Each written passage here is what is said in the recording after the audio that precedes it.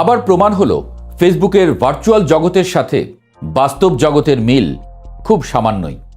কারণ ফেসবুকে দেখা যাচ্ছিল জামায়াত নির্বাচনে জিতে এই শপথ নিল বলে, কিন্তু বাস্তবে দেখা গেল উল্টো চিত্র।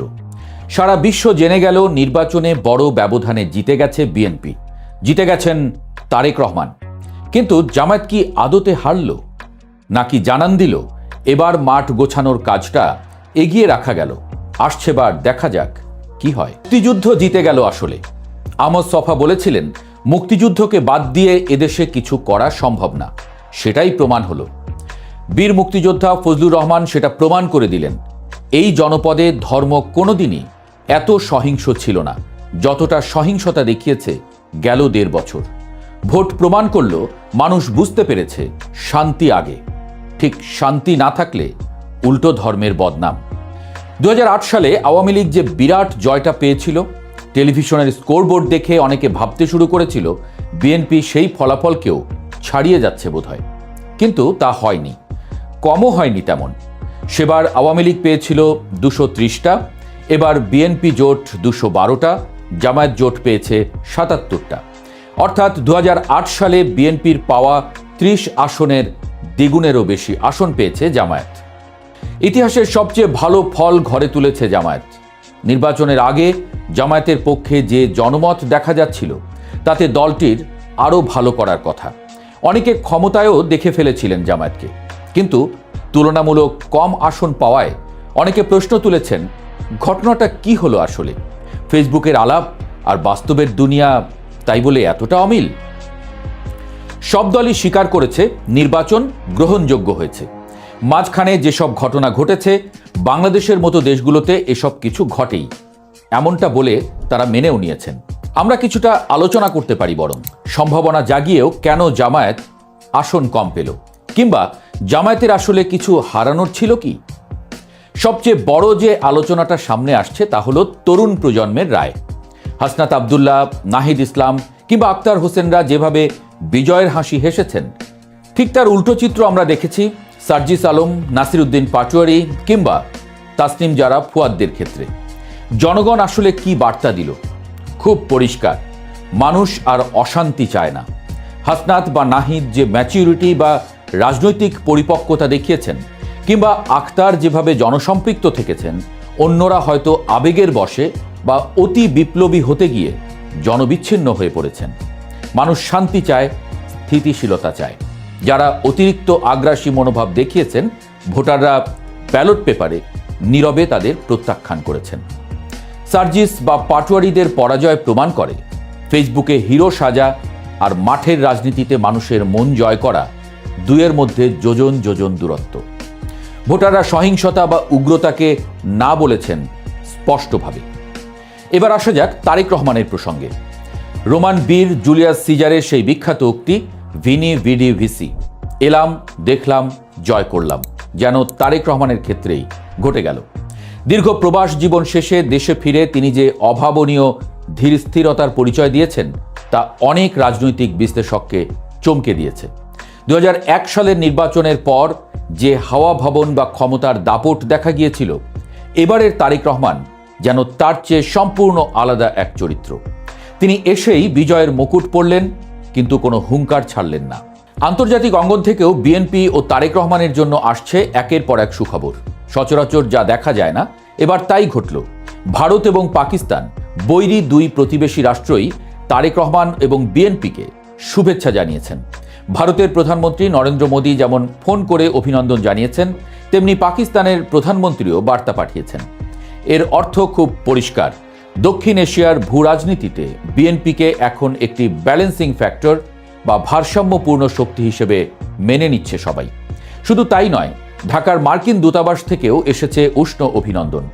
আমেরিকা যে বাংলাদেশে একটি সুষ্ঠু নির্বাচন এবং গণতান্ত্রিক সরকার দেখতে চেয়েছিল, এই ফলাফলে তারা সন্তোষ প্রকাশ করেছেন। অর্থাৎ বিশ্বমঞ্চে তারেক রহমান এখন একজন গ্রহণযোগ্য এবং শক্তিশালী নেতা হিসেবে নিজের অবস্থান পাকা করে নিলেন। এখন প্রশ্ন হলো, বিএনপি কি নিশ্চিন্তে নাকে তেল দিয়ে ঘুমাবে? সেই সুযোগ কি আদৌ আছে? উত্তর হলো না, একদমই নেই। 17 বছর ক্ষমতার বাইরে ছিল বিএনপি। এই দীর্ঘ সময়ে রাষ্ট্র পরিচালনার অনেক কিছুই বদলে গেছে। প্রশাসনের রন্ধ্রে রন্ধ্রে জমে আছে পুরনো জঞ্জাল।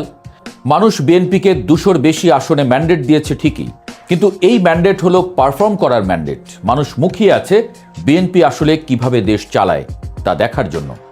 গত 1.5 যুগের বঞ্চনা আর ক্ষোভ থেকে মানুষ বিএনপিকে বেছে নিয়েছে। কিন্তু বিএনপি যদি জনতার এই চাওয়াকে সম্মান জানাতে না পারে, যদি আবার দুর্নীতি, স্বজনপ্রীতি বা দলীয়করণের পুরনো সংস্কৃতিতে ফিরে যায়, তবে জনগণ তাদের ছুঁড়ে ফেলতে দুবার ভাববে না। মনে রাখতে হবে, এবারের ভোটাররা অনেক বেশি সচেতন। তারা যেমন আওয়ামী লীগকে বিদায় করেছে, তেমনি বিএনপি ব্যর্থ হলে বিকল্প খুঁজতে দেরি করবে না। আর সেই বিকল্প হিসেবে কে দাঁড়িয়ে আছে? ঠিক তাদের ঘাড়ের কাছে নিঃশ্বাস ফেলছে জামায়াত। বিএনপি ব্যর্থ হওয়া মানে জামায়াতের জন্য ক্ষমতার রাস্তা পরিষ্কার হয়ে যাওয়া। অনেকে বলছেন জামায়াত হেরেছে, কিন্তু আসলেই কি তাই? রাজনীতির দাবা খেলায় সবসময় কিস্তিমাত করাটাই সব নয়। কখনো কখনো পজিশন ঠিক রাখাটাই বড় চাল হয়ে দাঁড়ায়। জামায়াত 2024-25 সালে যে জনজোয়ার দেখেছিল, ভোটের বাক্সে তার পূর্ণ প্রতিফলন ঘটেনি সত্যি, কিন্তু 77টি আসন নিয়ে তারা এখন সংসদের প্রধান বিরোধী দল।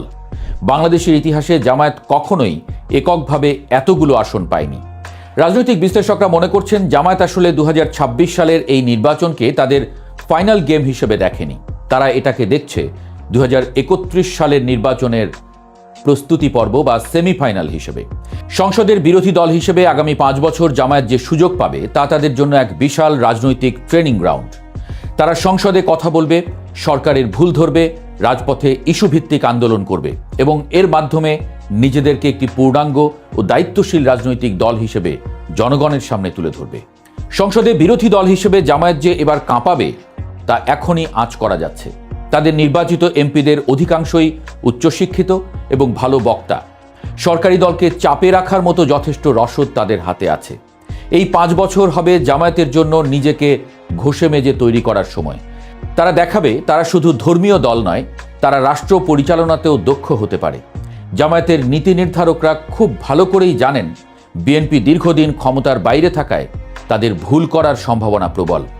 আর বিএনপি ভুল করলেই সেই স্পেসটা দখল করবে জামায়াত। মানুষ যখন দেখবে বিএনপিও পারছে না, তখন তাদের সামনে পরীক্ষিত বিকল্প থাকবে একটাই, জামায়াত ইসলামী। তাই 77 আসনকে জামায়াত পরাজয় হিসেবে দেখছে না, বরং 2031 সালে একক সংখ্যাগরিষ্ঠতা নিয়ে ক্ষমতায় আসার সিঁড়ি হিসেবে দেখতে পারে। তারা মাঠ গোছানোর কাজটা এই নির্বাচনের মাধ্যমে অনেকটা এগিয়ে রাখল। এখন শুধু সময়ের অপেক্ষা আর বিএনপির ভুল চালের দিকে তাকিয়ে থাকা। পরিশেষে আবারও সেই শুরুর কথাই বলতে হয়, ফেসবুকের ভার্চুয়াল জগতের সাথে বাস্তব জগতের মিল খুব সামান্যই। ফেসবুকে মনে হয়েছিল জামায়াত সুইপ করবে, কিন্তু বাস্তবে বিএনপি ল্যান্ডস্লাইড ভিক্টরি পেল। আবার ফেসবুকে মনে হয়েছিল ছাত্রনেতারা সবাই জিতে যাবে, কিন্তু বাস্তবে দেখা গেল মানুষ বেছে বেছে ভোট দিয়েছে। শান্তি, স্থিতি আর অভিজ্ঞতার উপরই ভরসা রেখেছে জনগণ। আগামী দিনগুলো বাংলাদেশের রাজনীতির জন্য তাই খুবই গুরুত্বপূর্ণ। একদিকে তারেক রহমানের নেতৃত্বে বিএনপির গভর্নেন্সের পরীক্ষা, অন্যদিকে প্রধান বিরোধী দল হিসেবে জামায়াতের শক্তিশালী হয়ে ওঠার চেষ্টা।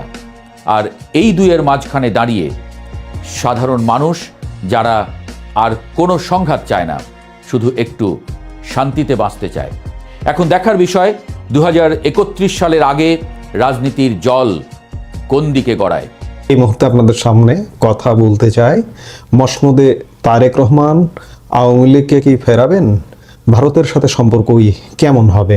কথা বলবার আগে আমরা দুটো গুরুত্বপূর্ণ খবর দেখে আসব। বিএনপির স্থায়ী কমিটির সদস্য সালাউদ্দিন আহমেদের একটি মন্তব্য এবং একজন তৃণমূল বিএনপির নেতার কর্মকাণ্ড, আমরা একটু সেটি দেখব, তারপরে আমরা আলাপটা শুরু করব। প্রথমেই যাই যে তৃণমূলে বিএনপির পক্ষ থেকে একটি ঘটনা ঘটানো হয়েছে যে ত্রয়োদশ জাতীয় সংসদ নির্বাচনের পর কার্যক্রম নিষিদ্ধ আওয়ামী লীগের একটি দলীয় কার্যালয়ে তালা খুলে দিয়েছেন পঞ্চগড় সদর উপজেলা বিএনপির সভাপতি আবু দাউদ প্রধান। আজ শুক্রবার সকালে সদর উপজেলার চাকলাহাট ইউনিয়ন আওয়ামী লীগের অফিস খুলে দিয়ে তাদের পাশে থাকার আশ্বাস দেন বিএনপির এই নেতা। অন্যদিকে দলটির অত্যন্ত গুরুত্বপূর্ণ নেতা বিএনপির স্থায়ী কমিটির সদস্য সালাউদ্দিন আহমেদ বলেছেন, ক্ষমতাচ্যুত প্রধানমন্ত্রী শেখ হাসিনাকে বিচারের মুখোমুখি করতে ভারতের কাছে আনুষ্ঠানিকভাবে প্রত্যার্পণের অনুরোধ জানাবে তার দল। আমরা যদি খবরের দুটো খবর দেখি, তৃণমূল একটি চমৎকার সহ অবস্থানের বার্তা দিয়েছে। অন্যদিকে বিএনপির অন্যতম প্রধান একজন নেতা সালাউদ্দিন আহমেদ, স্থায়ী কমিটির সদস্য, সর্বোচ্চ নীতি নির্ধারণী কমিটির সদস্য, বলছেন যে ভারতের কাছে সাবেক প্রধানমন্ত্রী শেখ হাসিনার প্রত্যার্পণের জন্য তারা দাবি জানাবেন, চিঠি দেবেন, ইত্যাদি ইত্যাদি আইনি নানান ব্যবস্থা গ্রহণ করবেন। তাদের আলাপগুলো একটা অত্যন্ত ইতিবাচক, একটা নেতিবাচক। কিন্তু বিএনপি প্রধান তারেক রহমান কি করবেন? তারেক রহমানের সামনে হাজারো চ্যালেঞ্জ। আজকে তারেক রহমান প্রধানমন্ত্রী হতে যাচ্ছেন, তিনি যে বাংলাদেশটা পাচ্ছেন সেই বাংলাদেশটা কিন্তু মোটেই স্মুথ বাংলাদেশ নয়। আজ থেকে 1.5 বছর আগে ওই সময়ে যে বাংলাদেশটা ছিল সেই বাংলাদেশটা কিন্তু এখন নেই। প্রফেসর ইউনূস এই 1.5 বছরে বাংলাদেশকে কাটা ছেঁড়া করে অভ্যন্তরীণভাবে এবং আন্তর্জাতিকভাবে এক প্রকার বিকল করে দিয়েছেন। এই বিকলাঙ্গ, এক প্রকার বিকলাঙ্গ বাংলাদেশ, এই বিকলাঙ্গ বাংলাদেশের মধ্যে অঙ্গ সংযোজন করে এটার চলাচল স্বাভাবিক করা কিন্তু তারেক রহমানের জন্য এক বিরাট চ্যালেঞ্জ, এবং বিরাট চ্যালেঞ্জ নিয়েই তিনি মসনদে বসতে চাইছেন। কাজে তারেক রহমান যদি তার হিসেবে, তার পদক্ষেপে একটু ভুল করেন, তাহলেই কিন্তু তিনি আর চলতে পারবেন না, উষ্টা খাবেন। বাংলাদেশের রাজনীতিতে 17 বছরের নির্বাসন কাটিয়ে রাজকীয় প্রত্যাবর্তন হতে যাচ্ছে তারেক রহমানের ক্ষমতার মসনদে বলা যায়। আওয়ামী লীগ শাসনের অবসান এবং অন্তর্বর্তী সরকারের সময়কাল পেরিয়ে বাংলাদেশ এখন এক নতুন অধ্যায়ের দোরগোড়ায়। নির্বাচনের ফলাফল বলছে নিরঙ্কুশ সংখ্যাগরিষ্ঠতা নিয়ে ক্ষমতায় আসছে বিএনপি, আর সব নাটকীয়তা এড়িয়ে ক্ষমতার মসনদে বসতে চলেছেন খালেদা পুত্র তারেক রহমান। কিন্তু ক্ষমতা পাওয়া যতটা সহজ ছিল, ক্ষমতা চালানো কি ততটাই মসৃণ হবে? ভারতের প্রভাবশালী গণমাধ্যম আনন্দবাজার বলছে তারেক রহমানের সামনে অপেক্ষা করছে 5টি বিশাল চ্যালেঞ্জ। দিল্লি না পিন্ডি, আওয়ামী লীগের ভবিষ্যৎ কি, আর জুলাই সনদ নিয়ে কেন বিপাকে পড়তে পারেন হবু প্রধানমন্ত্রী? 2008 সালে দেশ ছেড়েছিলেন তারেক রহমান। 17 বছর পর যখন ফিরলেন তখন বাংলাদেশ বদলে গেছে। ঢাকা 17 এবং বগুড়া 6 দুটি আসনে বিপুল ব্যবধানে জয়ী হয়ে তারেক বুঝিয়ে দিয়েছেন তিনি এখন জননেতা। আনন্দবাজারের ভাষায় তারেক এবার এক নতুন কৌশলে প্রচার চালিয়েছেন, যাকে বলা হচ্ছে ফ্যামিলি ম্যান কৌশল। স্ত্রী কন্যাকে পাশে নিয়ে তিনি বার্তা দিয়েছেন, আমি তোমাদেরই লোক। তার সেই বিখ্যাত স্লোগান দিল্লি নয়, পিন্ডি নয়, সবার আগে বাংলাদেশ দেশের মানুষের মনে এক জাতীয়তাবাদী আবেগ তৈরি করেছে। কিন্তু এই আবেগ কি কঠিন বাস্তবতাকে সামাল দিতে পারবে? তারেক রহমানের প্রথম এবং প্রধান চ্যালেঞ্জ হলো জনতার আস্থা রক্ষা করা। দীর্ঘ অস্থিরতার পর মানুষ এখন শান্তি চায়। বিশেষ করে বাংলাদেশে সংখ্যালঘুদের ওপর হামলা নিয়ে ভারত বারবার উদ্বেগ প্রকাশ করেছে। আনন্দবাজারের প্রতিবেদনে বলা হয়েছে, এই নিপীড়ন বন্ধ করা এবং দেশে আইনের শাসন প্রতিষ্ঠা করাই হবে তারেক সরকারের প্রধান পরীক্ষা। তিনি নিজে প্রতিশ্রুতি দিয়েছেন দেশে স্বাভাবিক পরিস্থিতি ফেরানোর, কিন্তু উগ্রপন্থীদের সামাল দিয়ে তিনি কি পারবেন মানুষের নিরাপত্তা নিশ্চিত করতে? দ্বিতীয় চ্যালেঞ্জটি সবচেয়ে বিতর্কিত, আওয়ামী লীগের ভবিষ্যৎ কি?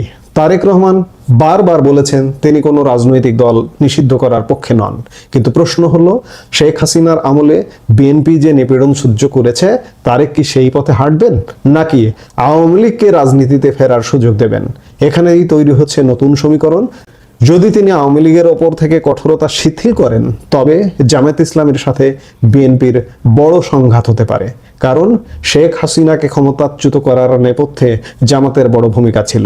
এই ত্রিভুজ সংঘাত তারেক কিভাবে সামলান সেটাই দেখার বিষয়। তৃতীয় চ্যালেঞ্জ, দিল্লির সঙ্গে সম্পর্কের কৌশল কি হতে পারে?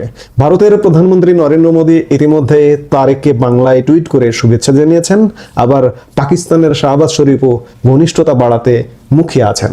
আনন্দবাজারের বিশ্লেষণ অনুযায়ী ভারতের পররাষ্ট্রমন্ত্রী এস জয়শঙ্কর খালেদা জিয়ার অন্ত্যেষ্টিক্রিয়াতে যোগ দেওয়ার পর থেকেই সম্পর্কের বরফ গলতে শুরু করেছিল। তবে বড় কাটা হলো শেখ হাসিনা। শেখ হাসিনা এখন ভারতে এবং বাংলাদেশে তার মৃত্যুদণ্ডের রায় হয়েছে। তারেক রহমান কি দিল্লির কাছে শেখ হাসিনার প্রত্যার্পণ চাইবেন, নাকি ভারতের সাথে কৌশলগত বন্ধুত্ব বজায় রাখতে এই ইস্যুকে পাশ কাটিয়ে যাবেন? দিল্লির নজর এখন পিন্ডি বনাম ঢাকার দূরত্বের দিকে। চতুর্থ চ্যালেঞ্জটি তারেক রহমানের নিজের পদের জন্য হুমকি স্বরূপ, সেটি হলো জুলাই সনদ। এই সনদের 84টি প্রস্তাবের মধ্যে একটিতে বলা হয়েছে একই ব্যক্তি প্রধানমন্ত্রী এবং দলীয় প্রধানের পদে থাকতে পারবেন না। বিএনপি এই ধারায় আপত্তি জানিয়েছে, কারণ তারেক যদি প্রধানমন্ত্রী হন তবে কি তাকে বিএনপি চেয়ারপারসনের পদ ছেড়ে দিতে হবে? সংবিধানের ওপরে এই সনদের প্রাধান্য মেনে নেওয়া তারেক রহমানের রাজনৈতিক ক্যারিয়ারের জন্য এক বিশাল পরীক্ষা। গণভোটের ফল যদি সনদের পক্ষে যায় তবে তারেককে তার দলের গঠনতন্ত্র আর দেশের নিয়মের মধ্যে ভারসাম্য রক্ষা করতে হিমশিম খেতে হবে। সবশেষ এবং পঞ্চম যে চ্যালেঞ্জটি সবচেয়ে বড় হিসেবে তারেক রহমানের কাছে দেখা দেবে সেটি হচ্ছে অর্থনীতির লড়াই। ডোনাল্ড ট্রাম্প প্রশাসনের সাথে ডক্টর ইউনূসের অন্তর্বর্তী সরকার যে বাণিজ্য চুক্তি করেছে তার ফলাফল হবে সুদূর প্রসারী। আমেরিকার পণ্যে শুল্ক কমলেও বাংলাদেশকে ৬,০০০ মার্কিন পণ্যের ওপর থেকে শুল্ক তুলে নিতে হবে। এতে সরকারের রাজস্ব আয় ব্যাপক হারে কমবে। তারেক রহমান যখন ক্ষমতা নেবে তখন কোষাগারে টান পড়বে। এই অর্থনৈতিক ধাক্কা সামলে সাধারণ মানুষের দৈনন্দিন চাহিদা মেটানো তার জন্য হবে অগ্নি পরীক্ষা। শুল্ক হ্রাস বনাম রাজস্ব বৃদ্ধি, এই সমীকরণ মেলাতেই তার প্রথম ১ বছর কেটে যেতে পারে। আনন্দবাজারের এই বিশ্লেষণ স্পষ্ট করে দিচ্ছে যে তারেক রহমানের জন্য প্রধানমন্ত্রীর পদটি কোনো পুষ্পসজ্জা নয়। একদিকে দেশের মানুষের আকাশচুম্বী প্রত্যাশা, অন্যদিকে ভারত, পাকিস্তান, আমেরিকার ভূ রাজনৈতিক চাপ, সাথে আছে দলের অভ্যন্তরীণ পদ রক্ষার লড়াই। তারেক রহমান কি পারবেন এই 5 চ্যালেঞ্জ জয় করে নিজেকে একজন সার্থক রাষ্ট্রনায়ক হিসেবে প্রমাণ করতে, নাকি অতীতের ছায়া তাকে তাড়া করে ফিরবে? আপনার কি মনে হয় তারেক রহমানের প্রধান চ্যালেঞ্জ কোনটি হওয়া উচিত? কমেন্ট করে আমাদের জানান। এই মুহূর্তে এ পর্যন্ত।